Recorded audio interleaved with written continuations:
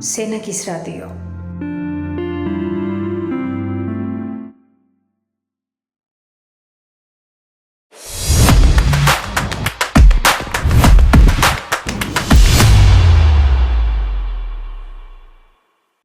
მოგესალმებით, მე ვარ ნინი შამუგია, ახლა ვიმყოფები პორტუგალიაში, ბრაგაში ვარ გაცვლილი პროგრამაზე, პორტუგალიის წითელ ჯვარში.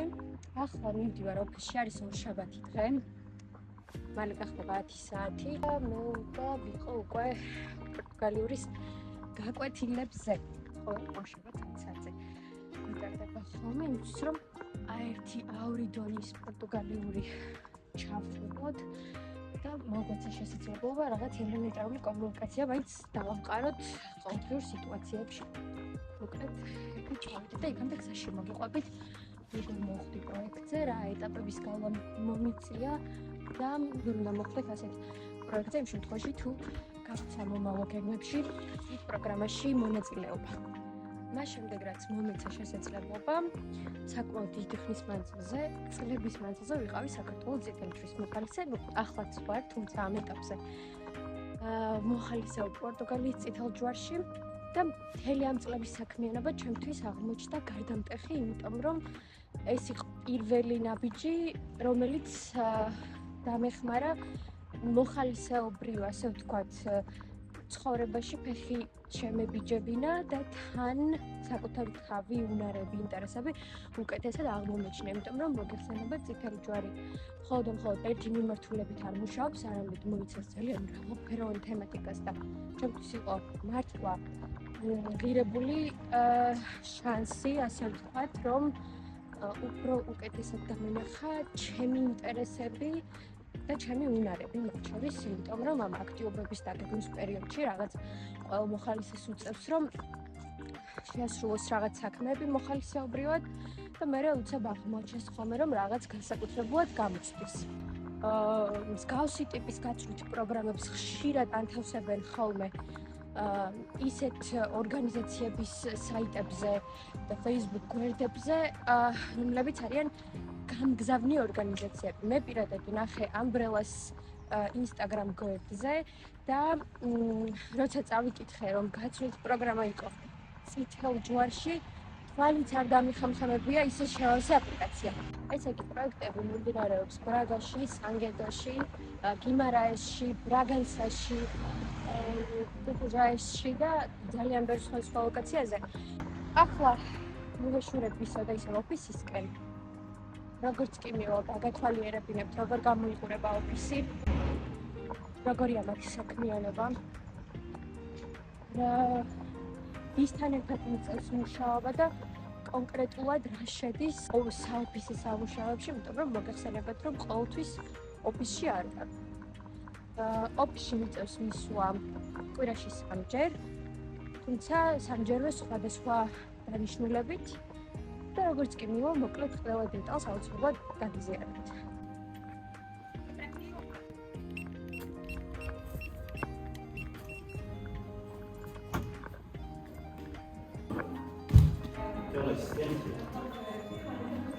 That's right.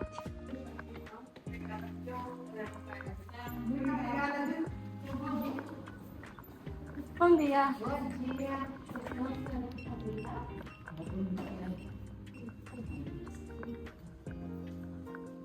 მოკლედ გვაქვს ასეთი სამუშაო თაღები, თუ ვინმე მოუნდა ინდივიდუალურად მუშაობა, ან აქვს რაღაც მნიშვნელოვანი შეხვედრა.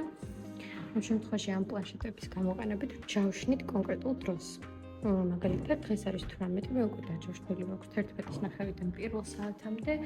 შემიძლია შემოვიდე, მივუჩნდეს სამუშაო მაგიდას და ამ დროის განმავლობაში გარემით ხელს არ შემიშლის. აქ ძირითადად ძალიან სიწყარია ხოლმე, იმიტომ რომ ყოველდღიურად არის საქმის მოყვება და ყოველთვის ვცდილობთ რომ ერთმანეთს ხელი არ შევშალოთ.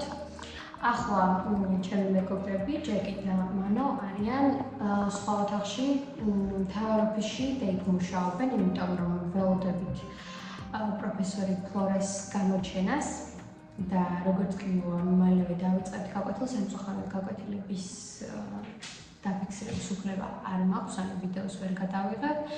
თუმცა როგორც ასეთი გაკვეთილზე განვიხილავთ ფრაზებს, მარტივ სიტყვებს, მარტივ გრამატიკულ საკითხებს, რომ როგორც უკვე ახსენე, შევცვლოთ ყოველდღიური სიტუაციებისთვის თავის გარკვევა. ახლა რადგან ჯერჯერობით არ მაქვს გაკვეთილი და მაქვს დრო, უნდა დავიწყო პერსონალურ პროექტზე მუშაობა. თითოეულ ჩვენგანს ყოველგვარი ვიმუშაობთ პერსონალურ პროექტზე. მაგრამ ყველაზე საინტერესო ნაწილი ის არის, რომ არ ვართ ვალდებულები რაღაც კონკრეტული მიმართულება ავიღოთ, არამედ შეგვიძლია რომ ნებისმიერ მიმართულებით, რომელიც ჩვენ მოგწონს და გვაინტერესებს და თვით რომ გამოხატავს ჩვენს უნარებს, ჩვენს ინტერესებს, ჩვენს მისწრაფებებს, ასე შემდეგ შეგვიძლია მსგავსი ტიპის პროექტი გავაკეთოთ. მე პირადად უკვე შევიმუშავე პროექტის გეგმაც, ისიც ვიცი რასთან დაკავშირებით იქნება და თქვენც ერთი-ორი სიტყვით გაგიმხელთ. მინდა რომ გავაკეთოთ დოკუმენტური სერიები მოხალისეების შესახებ, რომელთაც აქვს საინტერესო ისტორიები. მოგახსენებათ, რომ ხშირად მოხალისეების, ასე ვთქვათ, ღვაწლი იჩხმარება ხოლმე არასაკმარისი პოპულარიზაციის გამო. ამიტომ მინდა რომ რაც შეიძლება მეტყვა ადამიანმა დაინახოს, რამდენად მნიშვნელოვან საქმიანობაში არიან ჩართულები, განსაკუთრებით იმ ფაქტორის გათვალისწინებით, რომ აქ არის ძალიან ბევრი ტომი, რომელსაც აქვს სულ განაკვეთილი სამსახური და მაინც ყოველ დროს რომ გამონახოს ეს დრო, ასე ვთქვათ, მოხალისეობრივი საქმიანობისთვის. დოკუმენტური სერიები იქნება მოტივაციის მიმცემი არა მარტო ახალგაზრდებისთვის, არამედ ძალიან ბევრი სხვა ადამიანისთვის, რომ გახდეს მოხალისე და შემოუერთდეს წითელ ჯვარს, თუ წითელ ჯვარს არა სხვა ორგანიზაციებს, რომლებიც ახორციელებენ მოხალისეობრივ აქტივობებს. და მოგეხსენებათ, ეს არის ჩვენი ერთ-ერთი უმთავრესი მოქალაქეობრივი პასუხისმგებლობა.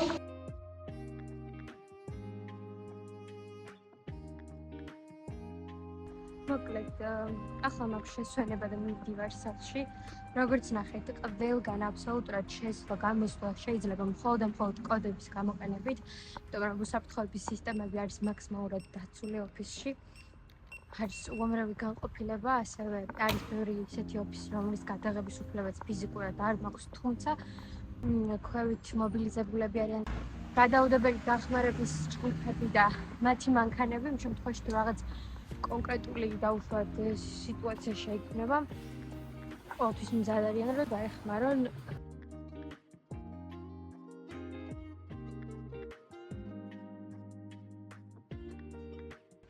აი პირველი გაცნობითი შეხვედრა როცა მქონდა და ტური როცა მომიწყვეს ოფისის, მაშინ მითხრეს, რომ მათ შორის არიან ისეთი ჯგუფებიც, რომლებიც ესწრებიან სხვადასხვა ტიპის ღონისძიებებს, წვეულებებს, ახალგაზრდულ წვეულებებს, მაშინ როცა არის დიდი რისკი, რომ რაღაც გადაუდებელი დახმარება დასჭირდეს ვინმის, ყოველთვის არიან მზადყოფნაში ნებისმიერ ტიპის სიტუაციაში. გავაგრძელებ აპლიკაციის საკითხებით. მოკლედ, შევავსე აპლიკაცია, უნდა გამეგზავნა ჩემი CV, მქონდა სარეკომენდაციო წერილები იმ ორგანიზაციებისგან, სადაც მოხალისეობდი, ასევე იმ კომპანიებისგან, სადაც მუშავია, მაგალითად ტელერადიო კომპანია, რომელშიც მუშაობდი 2 წლის მანძილზე. მას შემდეგ, რაც ქართულმა ორგანიზაციამ გადაარჩია ჩემი აპლიკაცია და გაგზავნა ბრიტანეთის წითელ ჯვართან, ბრიტანეთის წითელმა ჯვარმა კიდევ ერთხელ გუტრა აპლიკაციები და შემდგომში უკვე გაიგზავნა ეს აპლიკაციები პორტუგალიის წითელ ჯვართან და საქართველოდან იყო ასობით აპლიკაცია და საბედნიეროდ მომეცა იმის შესაძლებლობა, რომ ყოფილიყავი ის ერთი ადამიანი, რომელიც პრაგაში შეეძლებდა გამხდარიყო წითელი ჯვრის მოხალისე. და საკმაოდ დიდი პატივია, იმიტომ რომ ბევრი ეტაპის გავლა მომიწე, ასევე იყო გასაუბრებები, საკმაოდ დიდხანს გაგრძელდა ეს გასაუბრება. ერთი ვთვლი რამაც ძალიან შემწყო ხელი არის ის, რომ ვიყავი ძალიან გულწრფელი საკუთარ მოლოდინებთან დაკავშირებით და ასე იმასთან დაკავშირებით, თუ რა უნარები მოხდა, ის გაკეთება და შეთავაზება შემიძლია, იმიტომ რომ ძალიან მნიშვნელოვანია, რომ პირველ რიგში პროექტი ის იყოს, რასაც თქვენ ეძებთ და მეორე, თუ ემთხვევა თქვენს ინტერესებს, მაშინ თქვენ რამდენად გაქვთ ისეთი უნარები, რომლის შეთავაზებასაც შეძლებთ მათთვის, რომ თქვენი თანამშრომლობა გამოვიდეს ორი მხრივ და ორივე შემთხვევაში ღირებული.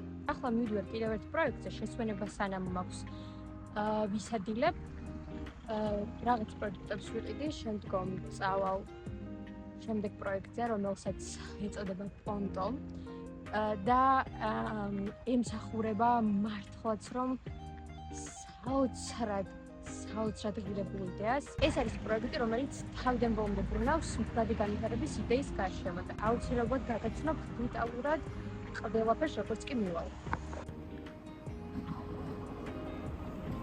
ველოდოთ მწვანეს, რომ გადავიდეთ გზის მეორე მხარეს და შევიძენ პროდუქტებს, რომ მომზადოს ადგილი, სანამ გადავალ მეორე პროექტზე.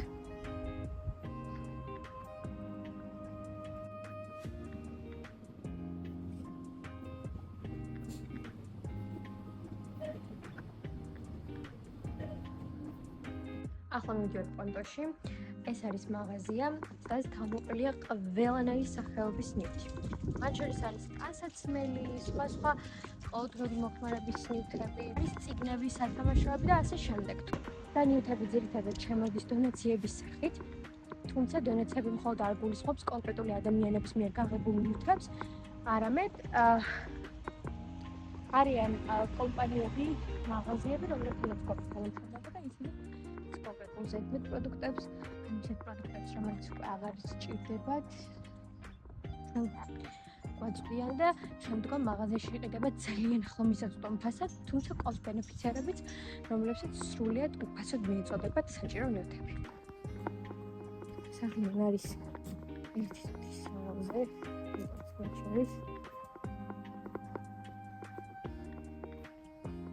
ეს ჩვენი მაღაზია. ეს არის ჩვენი საწყობი, სადაც იპოვით მილიონობით, არ ვიცი, სხვა ნივთს. და ყველაზე კარგი ის არის, რომ უმეტესწილად არის ხოლმე შესაძლებლობა, რომ დიდი ნაწილი ამ ნივთების გავცეთ სრულიად უფასოდ. თუმცა კონკრეტულ ბენეფიციარებზე, რომლებიც მოდიან რაღაც დოკუმენტებით და ადასტურებენ, რომ მართლაც სჭირდებათ ეს კონკრეტული ნივთები. შეგიძლიათ იპოვოთ საბავშვო წიგნები, მათ შორის სასკოლო ლიტერატურაც.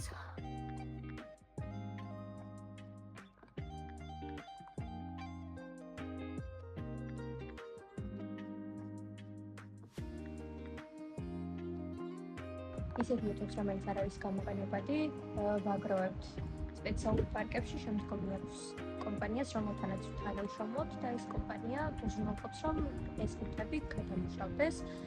შესაბამისად, ტანსაცმელს აღარ გარემოს უთხოვდებით პარალელურად მდგრადი განვითარების იდეასაც ვემსახურებით და ვფიქრობ, საკმაოდ საპატიო საქმეა ჩვენთვის,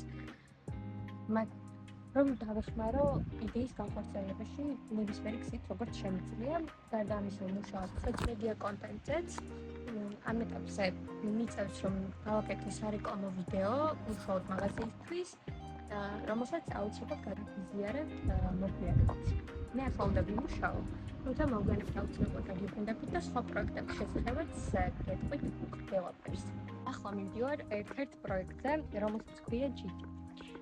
და თავისი არსით მნიშვნელობით არის ძალიან მნიშვნელოვანი და საინტერესო პროექტი. მოკლედ, ყველაზე კომფორტული ჩვენთვის არის ის, რომ თითოეული ოფისი, სადაც რაღაც კონკრეტული პროექტი ხორციელდება, არის ჩვენ სახლთან ძალიან ახლოს. შესაბამისად, ჩვენ არ გვიწევს, რომ რაღაც დამატებითი რესურსი ჩავდოთ და ენერგია, რომ ერთი ლოკაციიდან მეორეზე მივიდეთ. შესაბამისად, მაქსიმალურად ვართ კონცენტრირებული ჩვენთან სხვა შორის ძალიან ახლოს არის. რაც ძალიან მიხარია. მოკლედ, რაც შეეხება უშუალოდ პროექტს, ჩვენთან ახლოს არის დასახლება, სადაც მცხოვრები ოჯახების, ასე ვთქვათ, შვილები ძალიან ადრეულ ასაკში ანებებენ ხოლმე თავს. ეს არის რაღაც კონკრეტული გავლენებიდან და სტერეოტიპებიდან გამომდინარე.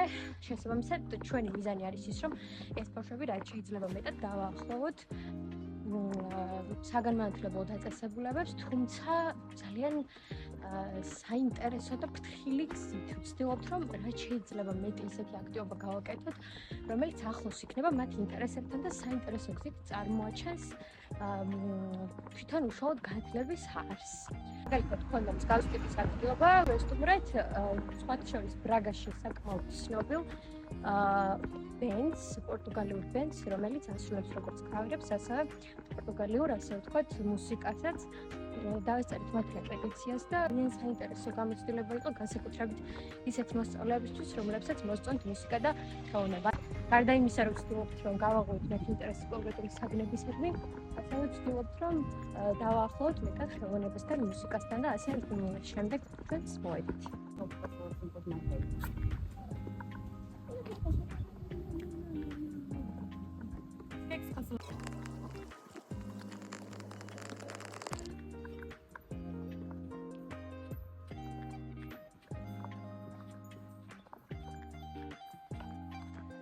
მოკლედ ეს არის სივრცე, სადაც ჩვენი ბავშვები იკრიბებიან. გვაქვს სხვა სამაგიდო თამაშები, ასევე არის აქტივობები, სადაც დავასწავლეთ რაღაც კონკრეტული კერძების მომზადებას. მოგახსენებათ, რომ კონკრეტულ საზოგადოებებში, ზოგადადაც, მაგრამ განსაკუთრებით რაღაც ისეთ საზოგადოებებში, სადაც შედარებით უფრო დაბალია ცნობიერება რაღაც საკითხებთან დაკავშირებით, არის ხოლმე ხშირად სტერეოტიპები. და აქაც ხშირად ბიჭებს სჩვევიათ ხოლმე, რომ როცა რაღაც აქტივობით დაკავდებიან, ან იქნება ეს ცხოვა სამზარეულოში რამე კერძის მომზადება თუ ხატვა მაგალითად, გონიათ, რომ გოგოებმა უნდა მოაწესრიგონ სივრცე. შესაბამისად, მაქსიმალურად ვცდილობთ, რომ შევაჩვიოთ ისე აზროვნებას, რომ თვითონვე უნდა აიღონ პასუხისმგებლობა იმ არეულობაზე, რომელიც თვითონ გამოიწვიეს. მაგრამ იმიტომ, რომ ჩვენ ვერ ვიმკოლდებით, ანუ ბევრი მოხალისე ვართ აქ, თავისუფლად გავიმკოლდებით, თუმცა უბრალოდ გვინდა რომ შეეჩვიონ პირველ რიგში იმას, რომ თან დააღწიონ სტერეოტიპულ აზროვნებას, ის სხვათა შორის საკმაოდ დიდი გამოწვევა არის ხოლმე, რომ ეს ასე ვთქვათ, დალექილი შეხედულებები რაღაც საკითხებთან დაკავშირებით რადიკალურად შევცვალოთ. და რა თქმა უნდა, ზუსტად ამისთვის არის ეს სივრცე. მენია უკვე სალში დავბრუნდი და დღევანდელი დამესრულდა, მაგრამ მინდა რომ რამდენიმე სიტყვით კიდევ გაგიზარდოთ სხვა პროექტების შესახებ და კიდევ ერთი პროექტი, რომელიც შედის ჩემი კვირის განრიგში, ჩემი კვირის სამუშაო განრიგში, ეს არის საბავშვო ბაღი სახელწოდებით Crash, ეს არის წითელი ჯვრის საბავშვო ბაღი, სადაც მშობლებს აქვს შესაძლებლობა, რომ უფასოდ ატარონ თავიანთი შვილი. ამ ეტაპზე 2 კვირით ბაღი ისვანებს, სწორედ ამიტომ ვერ ვახერხებ, რომ წავიდე და ისე გაჩვენოთ, თუმცა მინდა გითხრათ, რომ ეს არის ჩემთვის ერთ-ერთი საუკეთესო გამოცდილება, იმიტომ რომ ბავშვები არიან უსაყვარლესები, მიუხედავად იმისა, რომ საკმაო გამოწვევების წინაშე ვდგები, იმიტომ რომ დიდი რაოდენობით ბავშვები არიან და თანაც საკმაოდ ცელქები და ხანდახან მიწევს ხოლმე რომ მივაკვლიო ხერხებს, როგორ გავუმკლავდე თითოეულ მათგანს, მაინც ძალიან მიხარია ხოლმე მისვლა, იმიტომ რომ დადებითი ემოციები დამხტული მოდივარ ყოველთვის და რა შედის უშუალოდ დახმარებაში ამ შემთხვევაში და ჩემ მოვალეობებში. როდესაც მივდივარ, დღის პირველი აქტივობა ამ ეტაპისთვის, რადგან არის ცხელი ამინდები, არის ხოლმე წუწაობა, არის სხვა ტიპის წყლის აქტივობები და მაქსიმალურად ვცდილობთ, რომ მივაქციოთ ბავშვებს ყურადღება, რომ თან პარალელურად შეძლონ განვითარება, ერთმანეთთან კომუნიკაცია, სოციალიზაცია და თან გაერთონ, თუმცა ამავდროულად ერთმანეთი არ დააზიანონ. გარდა ამისა, არიან ისეთი ბავშვები, რომლებიც ჯერ ვერ ახერხებენ დამოუკიდებლად ჭამას, დავეხმარებით ხოლმე, რომ ის აუზმონ. შემდგომ არის აქტივობები გარეთ, ეს მოიცავს ფიზიკურ აქტივობებს, ხშირად გვიტყვის ხოლმე ინტერპრეტაციები, რომელიც წინასწარ არ არის ხოლმე დაგეგმილი და ამ დროს მიწევს რომ თვითონ მოვიქრო ხოლმე რა ვეთამაშო ბავშვებს და შემდგომ მიყვავს დასაძინებლად, ეს არის მათი შუათვისწილი და ეს არის ეტაპი, როდესაც მე უკვე ვეთიშები აქტიობას და თვის მეორე ნახევარში მოდიან სხვა მოხალისეები. გარდა ამისა, რაც ძალიან მომწონს არის ის, რომ გვაქვს ხშირად team building აქტივობები. მაგალითად, 2 კვირის წინ ვიყავით პრადოს სანაპიროზე. ეს არის მდინარის სანაპირო, რომელიც გამოირჩევა მართლა საოცარი ვეხით და საოცარი ხედებით. აქტივობები მოიცავდა კანოეს გატარებას, ასე ვთქვათ, ჯგუფურად და უნდა მიგვაკვირა ისეთი ხერხებისთვის, რომ ეფექტურად გაგვეტარებინა. და მთავარი არსიც ის იყო, რომ გვესწავლა კოორდინირებულად და სწორი სტრატეგიით, როგორ უნდა მოახერხოთ რაღაც საქმის შესრულება და რამდენად დიდი როლი უჭირავს ამ დროს სწორ კომუნიკაციას ერთმანეთთან.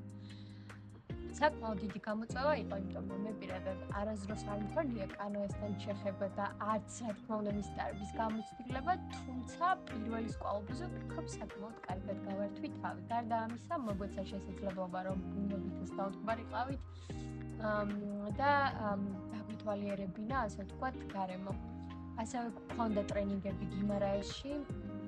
ამ ეტაპისთვის მუშაობთ პროექტზე, როგორც უკვე გითხარით, ბევრ სხვადასხვა ქალაქში მიმდინარეობს ერთი და იგივე პროექტი, ანუ კონკრეტულად ის, რომელშიც მე ახლა ვიღებ მონაწილეობას, მაქვს საუბარი გაცვლით პროგრამაზე, თუმცა ამ ეტაპისთვის ჩვენი მიზანია, რომ ყველა ქალაქის მოხალისე გაერთიანდეს.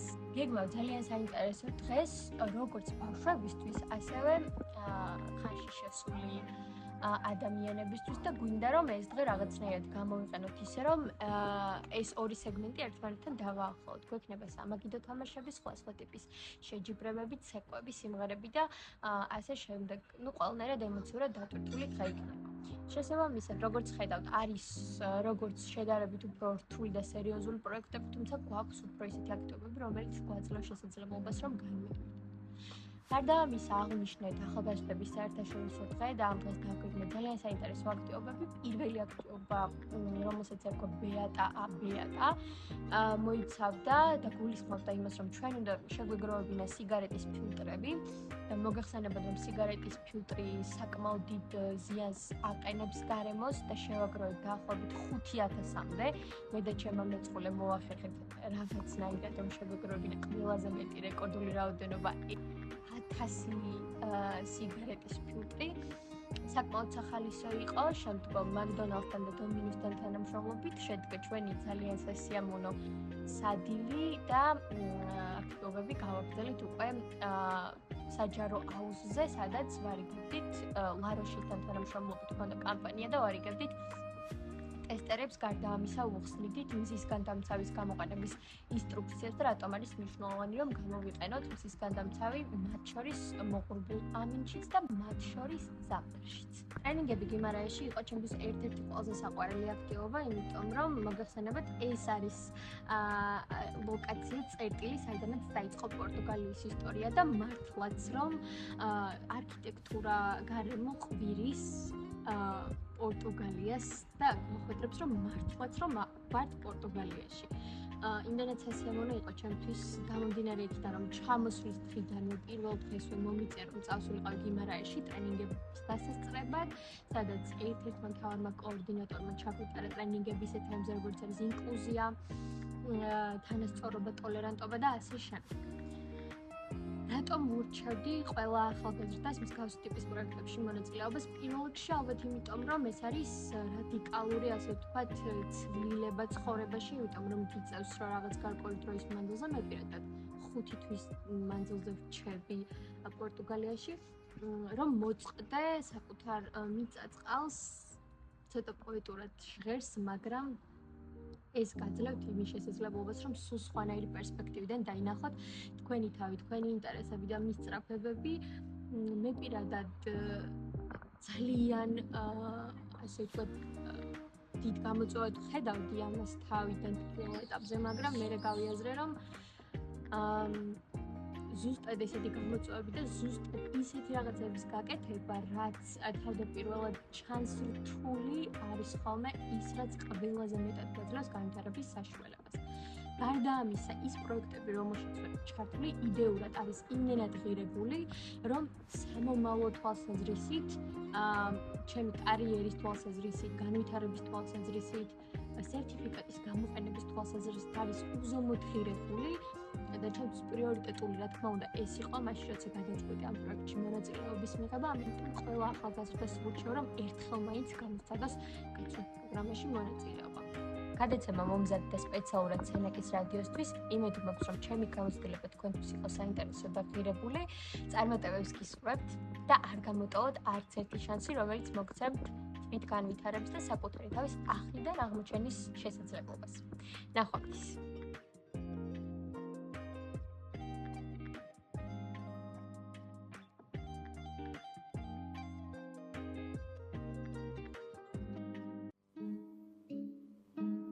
სენაკის სათემო რადიო, ამბები შენთვის.